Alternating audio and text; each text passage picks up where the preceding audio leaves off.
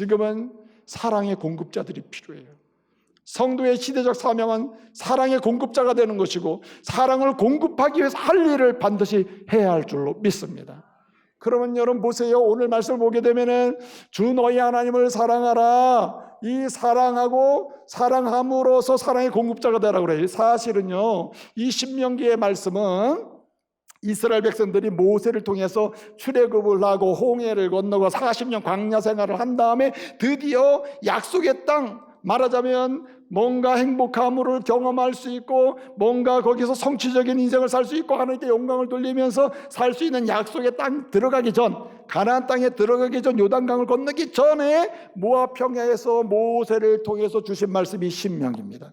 신명기를 주신 이유가 무엇입니까? 너희는 가나안 땅에 들어가면은 가나안 땅에 들어가서 너희는 성취하는 사람, 행복한 하나님의 사람들이 되어야 하고 그런 인생을 살아야 되는데 뭘 공급하는 사람? 사랑을 공급하는 사람이 되어야 한다. 사랑을 공급한다는 것은 사랑을 받아야 공급하죠. 사랑이 없는데 어떻게 사랑을 줍니까? 사랑이 없는데 어떻게 사랑을 나눌 수 있습니까? 그래서 오늘 말하는 거예요. 주님은 말씀하십니다. 너희가 사랑, 세상을 향하여, 가정을 향하여, 어떤 공동체를 향해서든지 한 개인의 심령 속을 향해서라든지 사랑을 공급하는 사람이 되고 사랑을 공부하는 성도가 되려면은 주 너희 하나님을 뭐하라? 사랑해라. 주님이 날 사랑하시고 독생자를 보내시기까지 사랑하시고 그리고 독생자 예수 그리스도를 죽게 하기까지 사랑하신 그 주님을 기억하고 주님의 사랑을 다시 확인하면서 그 주님을 뭐예요? 사랑할 때 끊임없이 사랑은 재현이 되고 그 사랑을 가지고 세상을 축복하고 세상을 향해서 사랑을 흘려보낼 수 있는 사람 될 줄로 믿습니다. 그래서 여러분 주님 말씀하시고 내가 모세를 통해서 이 말씀을 주는 이유는 너희는 사랑의 공급자가 되어야 한다. 사랑이 갈망되고 사랑이 없어서 무너지는 세상 가정 사람을 향해서 사랑을 공급하는 사람, 사랑을 누리는 사람이 되어야 한다. 그러기 위해서 내가 이 말씀을 주니 너는 하나님을 사랑하는 가운데 사랑의 공급자가 되거라 하는 거예요. 여러분 사랑을 공급하는 하나님을 전심으로 사랑하는 가운데 사랑을 받으면서 이 사랑을 공급하는 하나님의 사랑을 공급하는 그런 성도가 되려면 무엇을 해야 한단 말입니까? 사랑에 공급하는 이 사랑을 공급하는 시대의 사명을 감당하기 위해서는 한 가지 방법이 있습니다. 그것이 뭐냐면은 교육해야 한다는 거예요. 교육해라. 그래서 오늘 말씀을 보게 되면요, 이런 말씀이 있습니다. 6장 6절에 보니까 이 말씀을 너는 마음에 새기고, 이 말은 당신은 교육받아야 한다는 말이고, 7절의 말씀을 보게 되면 너는 이 말씀을 내 자녀에게 부지런히 뭐하며 가르치라고 있습니다. 마음에 새긴다는 말은 내가 교육을 받는다는 말이고, 가르친다는 말은 내가 받은 이 말씀의 사랑을 가르친다는 거예요. 교육한다는 뜻입니다. 그래서 여러분 사랑의 공급자로 어떤 공동체에서든지 시적 사명을 감당하기 위해서는요, 배우는 사람, 그 다음에 뭐 하는 사람? 가르치는 사람이 돼요. 뭘 배우고 뭘 가르칩니까? 하나님의 말씀을 배우고 하나님 말씀을 가르칠 때에 우리는 하나님의 사랑을 경험하는 가운데 그 사랑을 흘려보내게 될 줄로 믿으시기 바랍니다. 여러분 성경 66권 이 말씀은요, 하나님의 사랑의 편지예요. 우리를 사랑하는 사랑이 철철 넘쳐 흐르는 것이 바로 말씀이에요. 그렇기 때문에 말씀을 배우고 말씀을 가르칠 때 우리는 사랑의 통로가 될 수 있고 사랑을 흘려보내는 사랑의 축복자, 공급자가 될 수 있다는 말입니다. 여러분 성경을 배우면 배울수록 우리는 하나님을 사랑하게 됩니다. 말씀을 배우면 배울수록 하나님을 사랑하는 건데 그 사랑을 경험하게 돼요. 그래서 그 하나님을 사랑하게 되면 하나님의 사랑이 또 임하는 것을 맛보게 돼요. 잠언 8장 17절 18절 말씀에 보면 이런 말씀이 있습니다. 나를 사랑하는 자가 나의 사랑을 입으며 나를 사랑하는 자가 하나님의 사랑을 받는다. 그 다음에 하나님을 간절히 찾는 자가 그 하나님을 뭐한다? 만날지니라. 무슨 얘기입니까? 하나님 말씀을 배우고 가르치는 동안에 우리는 하나님을 만나고 하나님의 사랑을 경험하게 되고 하나님을 사랑하게 되고 그 사랑의 부여함을 더 체험하게 되는 것입니다. 여러분, 그래서 말씀 외에는 하나님의 사랑을 경험하고 하나님의 사랑을 나눌 수 있는 길이 없음을 믿으시기 바랍니다. 하나님의 말씀이 유일한 사랑을 받는 길이요 사랑을 나누는 길입니다. 여러분, 디모데후서 3장 16절 말씀 보면 뭐라고 말씀합니까? 예? 모든 성경은 하나님의 감동으로 된 것이다. 이 말은 하나님의 말씀이라는 말이에요. 하나님의 사랑의 편지라는 말이에요. 그렇기 때문에 이 말씀을 배우고 가르칠 때 무슨 역사가 일어납니까? 갈 길을 제시받아요, 교훈과 또 혹시 문제가 있는 것을 지적받아요, 책망과 그리고 돌아오는 역사를 경험해요, 바르게 함과 그 다음에 계속해서 전진할 수 있는 능력도 공급받아요. 의로 교육하기 유익하다. 할렐루야. 그 능력이 어디서 나옵니까? 말씀에서 나온다 이 말이에요. 그래서 히브리서 기자는 이런 얘기하는 것입니다. 히브리서 4장 12절에서 말씀하시기를 뭐라고 말씀하시냐면 하나님의 말씀은 살았고 운동력, 활력이 있어서 이 말씀은 영과 홍과 및 골수와 관절과 골수를 찔러서 쪼개기까지 하고 우리의 마음과 생각을 뭐예요? 감찰까지 해주신다. 무슨 말입니까? 사람답게 만드는 거 아니에요? 사랑을 경험하게 하는 것입니다. 사랑의 부여함을 맛보게 하는 거예요. 그러므로 여러분, 시대적 사랑을 공급하는 사명을 감당하기를 원하신다면 사랑이 메마른 우리 가정에 사랑을 공급하는 어머니요, 아버지요, 남편이요, 아내요, 아멘, 가족이 되기를 원하신다면 어떻게 됩니까? 말씀을 배우시고 말씀을 가르치는 일에 전념할 수 있기를 바랍니다. 그래서 여러분, 말씀을 배운다는 말이 그냥 지식을 쌓는 개념이 아니에요. 뭐 하는 겁니까? 마음에 새기는 것입니다. 여기 마음에 새긴다는 말은 여러분 혹시 끌 아세요? 끌? 목수 하시는 분들이 이렇게 놓고 톡톡톡 쳐가지고 이렇게 짜내는 게 있거든요. 그 끌로 있잖아요. 콕콕 짜가지고 말씀을 새겨놓는, 이렇게 아주 지워지지 않게 하는 개념이 마음에 새기는 개념이에요. 그래서 아예 마음에다가 말씀을 아예 올려놔 버리는 거예요. 올려놓는 것입니다. 자리를 딱 작게 만들어 놓는 거예요. 예레미야 17장 9절 말씀 보면 이런 말씀이 있습니다. 만물보다 부패한 것이 뭐다? 사람의 마음이다. 그 사람의 마음이 만물보다 부패했기 때문에 부패한 마음에 뭘 채우지 않으면 안 돼요. 부패한 마음을 치유받고 부패한 마음이 온전해지고 따뜻해질 수 있는 길은 하나님의 영으로 기록된 사랑의 편지, 십자가의 편지, 복음의 편지, 이 말씀이 이 마음에 올려져야 할 줄로 믿습니다. 그 말씀을 배울 때 하나님을 사랑하게 되고 그 사랑을 경험하게 되는 것입니다. 사랑에도 질이 있는 거예요. 깊이가 있고 넓이가 있어요. 진정한 사랑의 깊이와 넓이는 뭘 배울 때? 말씀을 배울 때. 말씀을 배울 때 그게 가능하단 말이에요. 그리고 또 뿐만 아니라 어떻게 말씀을 뭐하라 그랬어요? 가르쳐야 된다. 말씀을 가르쳐라. 여러분, 말씀을 가르친다는 말은 나 위에 함께하는 자녀들로부터 시작해가지고 오늘 본문에 보게 되면 자녀들로부터 시작해서 다른 사람에게 주의 말씀을 가르칠 때 하나님을 사랑하게도 그 사랑을 경험하게 되므로 사랑의 공급자가 될 수 있다는 말입니다. 여러분, 요즘은요 사람들이 뭐 자녀들에게도 신앙교육 시키지 말고 말씀 가르치지 말고, 왜냐? 자기가 다 커가지고 생각 깊이 한 다음에 그리고 자기가 나 이제 예수 믿을 거야, 나도 아빠처럼, 그렇게 결정할 기회를 주라는 거예요. 여러분 생각이 어때요? 또 우리 성도님 중에도 그런 분이 있어요. 다 큰 다음에 자기가 생각해가지고 믿도록 하면 좋죠. 어떻게 괜찮습니까? 여러분, 영국에 말이에요. 영국의 기독교 문학가에 있던 콜리지라고 하는 사람이, 어떤 사람이 얘기해요. 이 콜리지라는 사람이 어릴 때 신앙교육, 말씀을 가르치는 이 일이 사랑하며 살고 사랑을 누리며 살고 하나님 사랑 속에서 오히려 많은 사람을 포용하고 사랑을 할 수 있는 삶을 살 수 있는 능력이다, 이렇게 얘기하니까 이걸 반대하는 사람이 콜리지에게 와서 얘기하는 거예요. 콜리지, 아니 다 성장한 다음에 자기가 선택하게 해서 이렇게 생각해가지고 믿든지 말든지 하게 해야지, 어떻게 어릴 때 그냥 뭐 강제적으로 막 이렇게 믿게 하느냐, 성경을 가르쳐서 오직 하나님만 사랑하고 하나님 사랑을 경험하게 한다는 말이냐, 이렇게 질문을 한 거예요. 이 기독교 문학가이고 교육가였던 이 콜리지는 이 사람을 데리고 얘기합니다. 내가 당신에게 보여줄 것이 있다고. 뭘 보여주려고 합니까? 내가 가지고 있는 정원이 하나 있는데 정원을 보여주고 싶다. 정원으로 들고 왔습니다. 정원으로 들고 와서 이렇게 딱 구경을 시키는데 가보니까 이건 정원도 아닌 거예요. 완전히 잡풀에다가 들풀에다가 이건 전혀 정원이라고 할 수 없는 정원이라. 잡초 정원이라, 잡초 정원. 그러니까 이 사람이 말하는 거예요. 아이고, 콜리지 선생님은 어떻게 이게 정원입니까? 정원이면 좀 제대로 해야지. 이게 정원입니까? 그러니까 뭐라고 했냐면 콜리지가 나는 이 정원을 건들지 않기로 했다. 스스로 선택해서 아름다워지든지 그냥 막 가든지 그냥 놔두기로 했다. 놔두기로 했어. 알아서 큰 다음에 그 다음부터 뭐 아름다워지든 말든 결정하도록 하려고 한다고. 무슨 얘기입니까?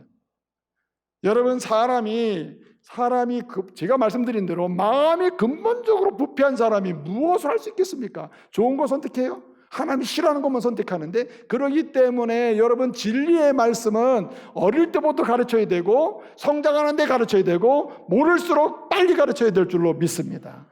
여러분, 신명기 4장 10절을 보게 되면 신명기를 주신 목적을 이렇게 설명합니다. 너희에게 이 말씀을 들려줘가지고 이 말씀을 알려줘가지고 신명기 4장 10절에 보게 한번 따라해 보세요. 너희가 사는 날 동안에 첫째는 배우게 하고 둘째는 가르치게 하는 데 내 목적이 있다. 왜 신명기를 주느냐? 너희가 사는 날 동안에 배우게 함으로 사랑을 체험하고 또 가르침으로 하나님의 사랑을 알고 사랑하고 사랑을 누리도록 하고 사랑의 공급자가 되게 하기 위해서 한다는 거예요. 그런데 이 말씀을 그렇게 해서 가르쳐야 되는데, 그럼 구체적으로 이 말씀을 배우고 가르칠 때 어디에 집중해야 되느냐는 거예요. 여러분, 66권 성경을 배우는 게 이게 얼마나 많은 양을 하고 있습니까? 제가 18년 동안 지금 이 말씀을 가르치는데 아직도 강의가 안 끝난 성경이 있어요. 66권 성경 중에 내가 강의를 못한 성경이 있다 이 말이에요. 그만큼 분량도 많고 엄청난 말씀이거든요. 그런데 이 말씀을 배우면서 가르칠 때 우리는 하나님을 사랑할 수 있게 되고 그 사랑을 체험하게 되는데, 우리는 그 말씀을 배우고 가르칠 때 어디에 초점을 두고 배우고 가르쳐야 되느냐? 첫째는 하나님을 아는 일에 힘써야 할 줄로 믿습니다. 여러분, 말씀을 배우고 가르칠 때 우리는 하나님의 사랑을 알고 하나님 사랑하면서 사랑의 축복자가 될 수 있는데, 그때 중요한 게 뭐냐면은 하나님을 아는 일에 힘써야 된다. 말씀을 배울 때 누구 알기를 힘써야 돼요? 예수를 알기를 힘써야 되고 하나님을 알기를 힘써야 돼요. 성경은 지식 쌓기가 아니에요. 누구 만나는 거예요? 하나님 만나는 것이고 성령님 만나는 것이고 예수를 만나는 것임을 믿으시기 바랍니다. 그래서 여러분, 성경을 배우고 가르칠 때 언제 사랑을 경험하고 주님밖에 없으면 주님 사랑합니다 이런 마음이 불일 듯 일어나느냐? 성령 안에서. 그 이유는 어디 있냐면 주님 알기를 원한다. 그래서 여러분, 우리 예수님은 말씀하셨습니다. 요한복음 8장 32절에 뭐라 그랬습니까? 진리를 알지니 진리가 너희를 어떻게 하리라? 자유케 하리라. 사랑하지 못하는 삶에서 사랑하는 삶으로, 미워하는 삶에서 오히려 축복하는 삶으로, 오히려 끊임없이 받으려고 하는 삶에서 축복, 사랑을 흘려보내는 삶으로 자유케 되는 역사가 우리 예수님을 알면 알수록, 진리를 알면 알수록 일어날 줄로 믿으시기 바랍니다. 그래서 우리가 말씀을 배우며 지킬 때, 또 가르칠 때 제일 먼저 신경 쓸 일인 예수도 알기 원해야 돼요. 예수도 알기 원한다. 예수도 알기 원하고. 네? 호세아는 이렇게 외치고 있습니다. 이스라엘 백성들이 겉으로는 굉장히 부흥하고 잘 사는 것처럼 보이는데, 호세아를 통해서 주님이 보실 때, 이 이스라엘 점점 망해가고 있단 말이에요. 망해가고 있어요. 그럴 때 뭐라고 얘기합니까? 왜 망해가느냐? 이유가 뭐냐? 이유가 성경을 몰라서가 아닙니다. 이스라엘 사람들 치고 율법 모르는 사람이 어디 있습니까? 성경을 전혀 모르는 무직한 사람 한 명도 없어요, 이스라엘 사람들은. 그런데 성경을 알긴 알지만, 배우지만은 가르치긴 하지만 누구 알기를 원치 않아요? 주님 알기를 원치 않은 거예요. 주님 알기를. 그래서 여러분, 호세아 4장 6절을 보게 되면 내 백성이 뭐가 없어 망하는도다? 하나님을 아는 지식이 없어서 망한다. 그래서 얘기합니다. 6장 3절에 보면 호세아 6장 3절에 뭐라고 얘기합니까? 우리가 여호와를 알자, 힘써 여호와를 알자, 여호와를 알자, 힘써 알자. 하나님에 대해서 관심 좀 가져라. 하나님이 창조주요, 하나님이 구원주요, 예수에 대해서 좀 힘써 알아라. 예수님은 온유한 분이요, 검선한 분이요, 우리를 치료하는 유일한 분이요, 유일하신 구원자시라. 이 예수님을 알고 힘써 알아라. 그렇게 되면은 새벽비같이 땅 위에 늦은 비처럼 우리 하나님께서 임재하셔서 사랑을 부어주시리라. 할렐루야. 그 약속하고 있잖아요. 그래서 우리는요, 알기를 아는 만큼 사랑하는 거 아닙니까? 모르는데 어떻게 해서, 여러분 모르면은요, 내가 사랑한다고 한 행동, 내가 사랑한다고 한 모든 말들이 상대방을 피곤하게 만들어요. 모르면은요. 그래서 주님을 알아야 한다는 말입니다. 주님을 알아야 돼요. 그래서 여러분 잘 보세요. 그래서 주님을 아는 제일 좋은 방법은 배우면서 가르치는 건데, 직접적으로 배워야 되고 직접적으로 가르치는 게 무슨 얘기냐? 하나님을 알 수 있도록 이 은혜의 말씀을 주셨기 때문에 저와 여러분의 눈으로, 직접 여러분의 눈으로 성경을 통해서 잠깐 배우는 연습을 해야 돼요. 남이 제3자가 가르쳐주는 걸 통해서 알려고 뭐 잠깐만 이런 단계를 겪으면 안 되고, 직접 내가 말씀을 배우고 가르쳐야 되겠다. 말씀을 보는 능력을 키우시기 바랍니다. 말씀을 계속 볼 수 있는 능력을 키워야 되는 거예요. 하나님의 말씀은요, 읽을수록 능력이 생기고 읽을수록 힘이 나요. 읽을수록 하나님을 만나게 돼요. 읽을수록 하나님을 보게 돼요.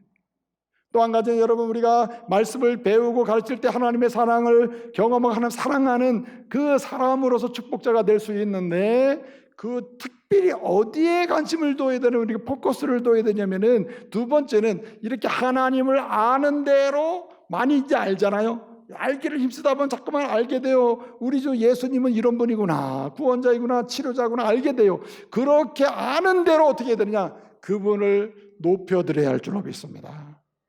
그래서 여러분 이 신명기 4장 10절을 보게 되면 이렇게 얘기합니다. 너희가 사는 날 동안에 내가 이 말씀을 쓰고 이 말씀을 들려주는 이유는, 사는 날 동안에 너희가 배우고 가르치게 하기 위해서 뭘 배우느냐?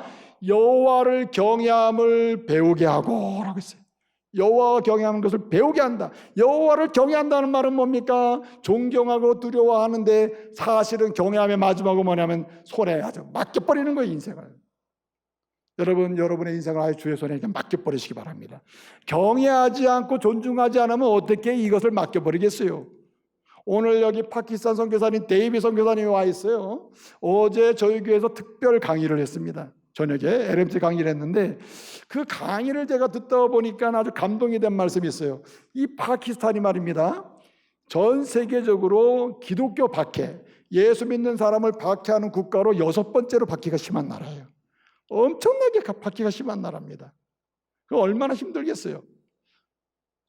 그런데 이렇게 얘기하면서, 그럼에도 불구하고 우리 선교사님이 성도들과 함께 열심히 복음을 전하고 말씀을 가르치고 배우면서 하나님의 사랑의 공급자가 역할을 하고 있다는 거예요. 자, 그런데 왜 그 겁도 없습니까? 왜 무섭잖아요. 그런데 왜 그렇습니까? 이유가 어디 있습니까? 이유가 있는데 두 가지 이유를 들더라고요. 첫째는 우리 선교사님의 인생이나 선교사님 사역이나 선교사님의 모든 그것이 주님의 손에 있다는 것을 믿기 때문이에요. 둘째는 그 주님의 손에 있을 뿐만 아니라 주님께서 모든 일들을, 좋은 일이 나쁜 일, 좋은 일을 통해서 결국은 합력하여 선을 이루실 것을 믿기 때문이라는 거예요. 할렐루야. 무슨 말입니까? 요 얘기의 초점은 하나님을 지극히 경외하는데 내가 무엇을 두려워하리요. 할렐루야. 그 경외할 때 그 하나님은 내게 무슨 사랑을 주십니까? 나를 보호하시고 인도하시는 역사를 주실 줄로 믿으시기 바랍니다. 싹 주신단 말이에요, 다. 마지막으로 우리가 말씀을 배우고 가르칠 때 어디에 초점을 맞춰야 되느냐? 핵심은 바로 주의 뜻을 분별해서 그 뜻대로 행하는 것에 초점을 맞춰야 되는 것입니다. 우리가 말씀을 배우는 것은 배우는 것으로 끝나는 게 아니라, 말씀을 배울 때 이 상황에서, 오늘의 상황에서 주의 뜻을 분별하는 것이고, 그리고 즉시로 행하는 과정이 말씀을 배우는 거예요. 내가 말씀을 배우고 말씀을 가르칠 때에 오늘의 우리 상황에서 주의 뜻이 뭐냐, 그리고 그 뜻을 어떻게 하면 내가 순종할 수 있느냐, 그것이 곧 무엇입니까? 말씀 학습, 말씀 교육의 하이라이트라는 거예요. 여러분, 에스 존슨이라고 하는 사람은 이런 얘기하고 있습니다. 교육의 목적이 뭐냐? 이 교육의 목적이란 분별하는 능력을 그로잉업 시키는 것이다. 한마디로 높여주는 것이다. 이 분별하는 능력을 증가시키고 키워주는 게 교육의 진정한 목적이에요. 맞아요. 맞습니다. 우리가 말씀을 배우는 교육, 말씀을 가르치는 교육을 할 때 하나님이 우리에게 주시는 은혜가 있는데, 그것이 뭐냐면 분별하는 능력을 키워주셔요. 무엇을 분별합니까? 주님의 뜻을 분별하고 그것을 행할 수 있는 능력을 주님을 믿으시기 바랍니다.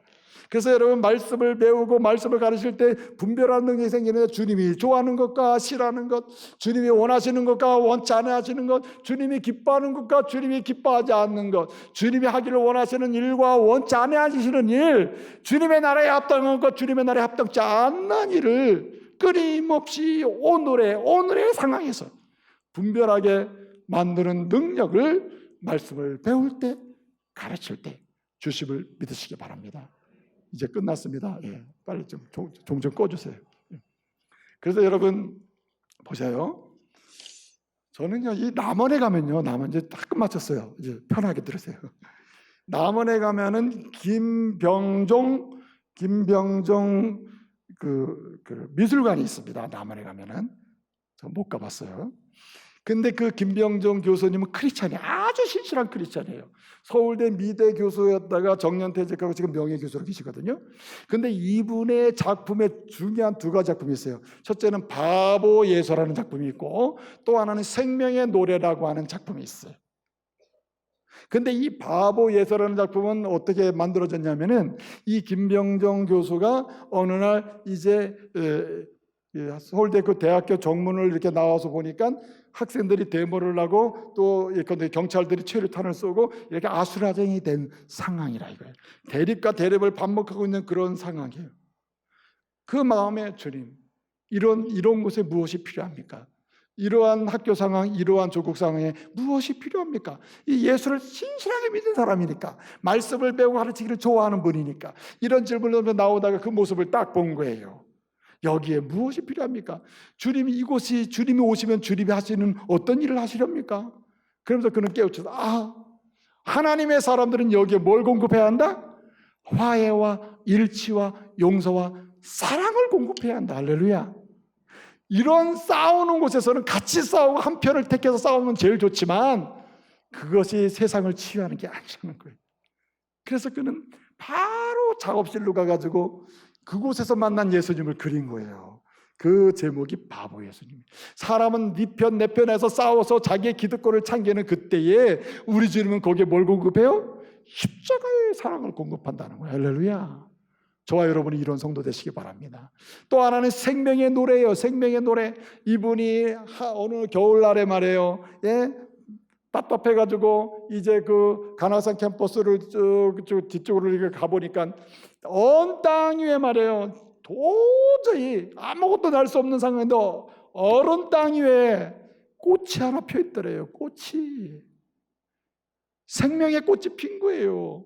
그때 그런 말한 거예요. 아무리 세상이 얼은 세상이요, 얼음 같은 세상이요, 빙하 같은 세상이라도 주님이 계시는 곳, 말씀이 있는 곳, 주의 역사가 있는 곳, 여기는 생명의 노래가 일어난다. 할렐루야. 그리고 이제 즉시로 가가지고 생명의 노래라고 하는 그림을 그린 거예요. 인생이 이렇게 살아야 되지 않겠습니까? 빙하 같은 이런 세상이라 하더라도요, 주님은 우리에게 물붓듯 무한한 십자가의 사랑을 부어주시고 오늘도 사랑의 공급자로 사명을 다하기를 원하심을 기억하시기 바랍니다.